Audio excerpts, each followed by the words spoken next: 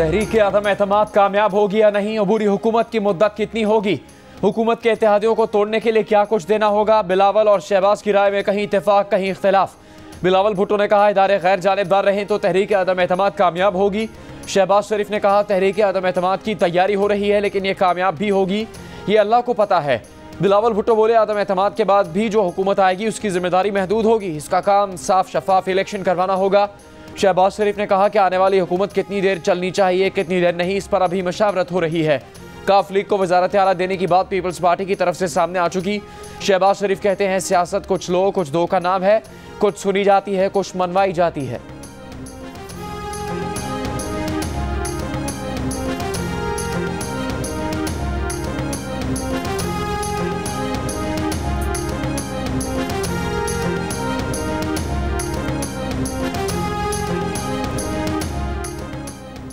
हुकूमत ना छोड़ने का वादा लेने चेयरमैन सेनेट सादिक संजरानी चौधरियों के घर पहुंच गए।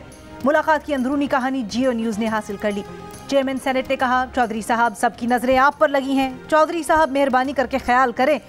इस दर्जा पर चौधरी परवेज इलाही मुस्कुरा दिए। मुलाकात के बाद जारी बयान के मुताबिक चौधरी परवेज इलाही ने कहा मुल्क में रोज बरोज बदलती हुई सियासी आबो हवा पर नजर है, चाहते हैं कि अवाम को फौरी रिलीफ देने के लिए अमली इकदाम किए जाएं। इलेक्शन मुकर्ररा वक्त पर ही अच्छे लगते हैं।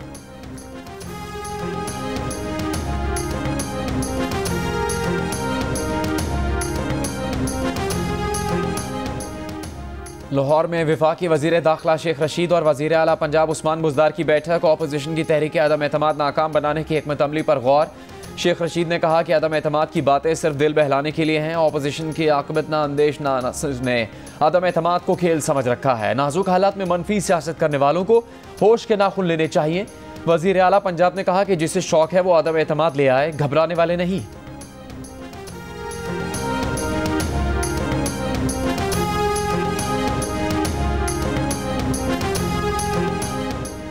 तहरीक इंसाफ के रहनुमा जहांगीर तरीन की तबीयत खराब, एयर एम्बुलेंस के जरिए लंदन रवाना हो गए। बरतानिया में तिब्बी मुआयना करवाएंगे। अपने हामियों के ग्रुप के नाम पैगाम में कहा मुत्तहिद और राब्ते में रहना। अंदर की खबर देने वालों का कहना है कि जहांगीर तरीन एक हफ्ता लंदन में रहेंगे। इससे कबल जहांगीर तरीन एक हफ्ता लाहौर के निजी अस्पताल में जेरे इलाज रहे।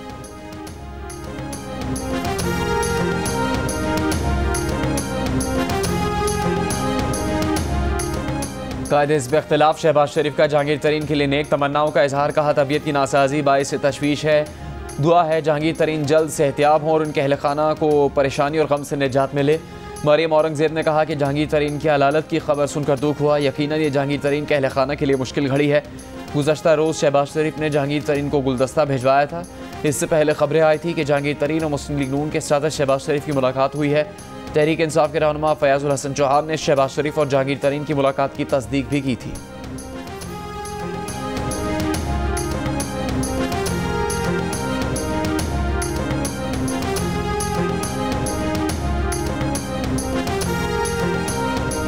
तहरीक अदम एतमाद की कामयाबी के बाद वजीर आजम और पंजाब के वजीर आला का फैसला नवाज शरीफ करेंगे।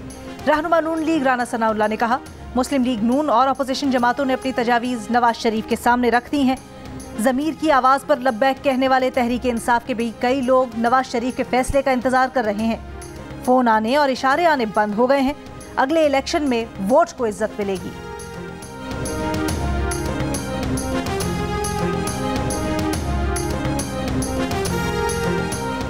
मुस्लिम लीग नून के सदर शहबाज शरीफ की BNP के सरबराह अख्तर बेगल से मुलाकात। शहबाज शरीफ ने कहा कि मुल्क की मुआशी और सियासी सूरत हाल खतरनाक हो चुकी है।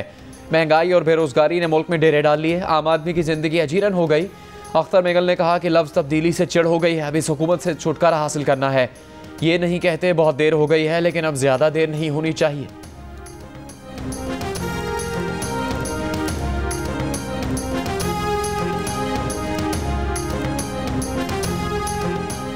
वजीर दिफा परवेज खटक ने अपोजिशन के 7 अरकान अपने साथ मिलाने का दावा कर दिया। कहा कि वक्त आने पर अपोजिशन को कैसे तोड़ेंगे सब देख लेंगे, अपोजिशन की ईंट से ईंट बजा देंगे, इत्तेहादी हमारे साथ हैं। अपोजिशन वालों के रंग उड़े हुए हैं, इनका ड्रामा फ्लॉप होने वाला है। हमारा कोई MNA कहीं नहीं जा रहा, सब अफवाहें हैं। वफाकी वजीरों की क़यादत में तहरीक इंसाफ की हुकूमत का सिंध हुकूमत के खिलाफ मार्च। सिंध हुकूमत सिंध हुकूक मार्च का घोटकी की तहसील ओबाड़ो से आगाज। तहरीक इंसाफ के वाइस चेयरमैन शाह महमूद कुरैशी ने बिलावल को निशाने पर रख लिया। कहा लूट मार के हिसाब का वक्त आ गया है।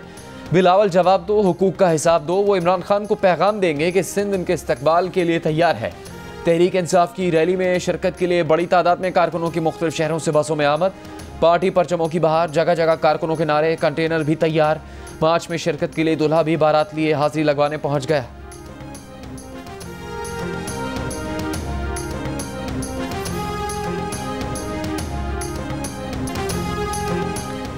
पीपल्स पार्टी के लॉन्ग मार्च में शिरकत के लिए जियाले पुरजोश। कराची में जगह जगह पीपल्स पार्टी के झंडे और कदावर पेनफ्लेक्स आवेजा। पीपल्स पार्टी का लॉन्ग मार्च कल बिलावल भुट्टो जरदारी की क़यादत में कराची से इस्लामाबाद के लिए रवाना होगा।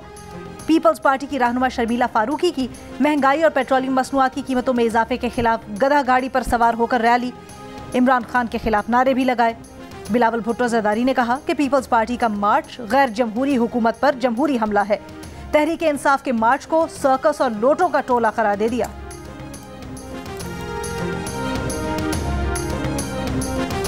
यूक्रेन में पाकिस्तानी सिफारतखाने की बस ने हैदराबाद की मासूमा मेमन को पोलैंड बॉर्डर से 30 किलोमीटर पीछे उतार दिया। मासूमा अपनी साथी तालिबा के साथ पैदल चलने पर मजबूर। उसाम अहमद भी साथियों के साथ पोलैंड की तरफ पैदल गामजन। बोले सिफारतखाने का वाहिद काम यह था कि एक बस का इंतजाम किया जिसने सरहद से 30 किलोमीटर पीछे उतार दिया। उसामा ने कहा कि उन्हें नहीं पता कि पोलैंड की सरहद पार करने की इजाज़त मिलेगी भी या नहीं। तालिब इल्म जोशुआ अंजुना का कहना है कि कल दोपहर से पैदल चल रहे हैं, भारी सामान उठाकर थक गए हैं। वो और उनके साथी अपना बहुत सा बेशकीमत सामान रास्ते में फेंकने पर मजबूर हो गए। कहा कि सिफारत खाने ने अपना अमला निकाल लिया, तलबा को बेयारो मददगार छोड़ दिया। 2 दिन से पैदल चलने वाले टंडोवाला यार के ज़रार का वालिदैन से टेलीफोनिक राबता मुनक़ता हो गया। वालिदैन परेशान। ज़रार की 2 दिन पहले पैदल सफ़र की वीडियो सामने आई थी। ज़रार के वालिद ने बताया कि सिफारत खाने ने जो नंबर दिए उन्हें कोई नहीं उठा रहा। कीव से 20 किलोमीटर दूर फंसी आमना हैदर को सिफारत खाने ने मदद नहीं दी। यूक्रेन के रिहायशी एक पाकिस्तानी ने उन्हें मज़ाफ़ाती गाँव से कीव पहुँचाया। आमना का बस में टेर्नोपिल की तरफ से सफ़र जारी। मशरकी हिस्से खार्किव में फंसे 250 से 300 तलबा का 1000 किलोमीटर का सफ़र करके मगरबी सरहद तक पहुँचना एक कठिन मरहला है। तलबा अपनी मदद आपके तहत इतना फासला तय करके कैसे पहुँचेंगे, लम्हा फिक्रिया।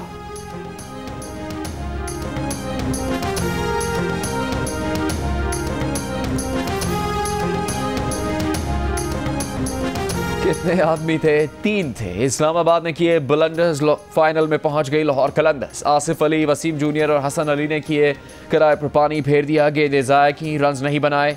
हीरो बनने के चक्कर में सिंगल नहीं लिए, विकेट्स गंवा दी, मैच हाथ से निकल गया। लाहौर कलंदर्स ने इस्लामाबाद यूनाइटेड को 6 रन से हरा दिया। जियो न्यूज़ के प्रोग्राम जश्न क्रिकेट में मुल्तान के सुल्तान इंजमाम उल हक ने कहा कि सिंगल्स लेकर जीतने वाला मैच था और ये छक्के मार मार कर आउट होते रहे। मैच लाहौर कलंदर्स नहीं जीता, इस्लामाबाद यूनाइटेड हारा है। फाइनल कल मुल्तान और लाहौर के दरमियान होगा।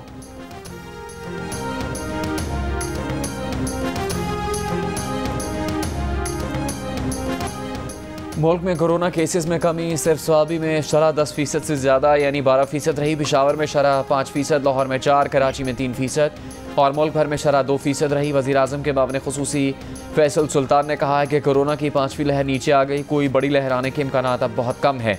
पाकिस्तान में कोरोना के खिलाफ अभी तक हर्ड इम्यूनिटी या पॉपुलेशन लेवल क़ुव्वत मदाफ़त हासिल नहीं हुई।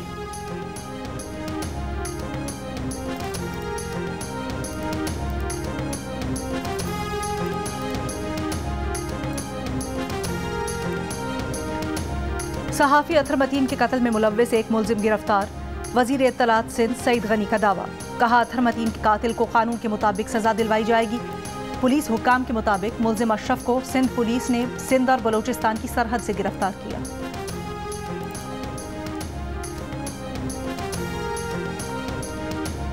सिक्योरिटी फोर्सेस का शुमाली वज़ीरिस्तान के इलाके स्पिनवाम में ऑपरेशन फायरिंग के तबादले में एक दहशतगर्द मारा गया। ISPR के मुताबिक हलाक दहशतगर्द से असला और गोला बारूद बरामद किया गया। इलाके के लोगों ने सिक्योरिटी फोर्सेस के ऑपरेशन को सराहा।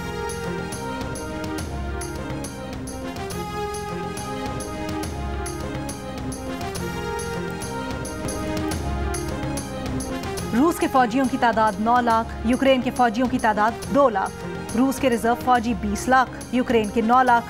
रूस की बख्तरबंद गाड़ियां 30,000 से ज्यादा, यूक्रेन की 12,000 से ज्यादा। रूस के पास 7,000 से ज्यादा तोपें, यूक्रेन के तोपखाने में 2,000 से ज्यादा तोपें शामिल।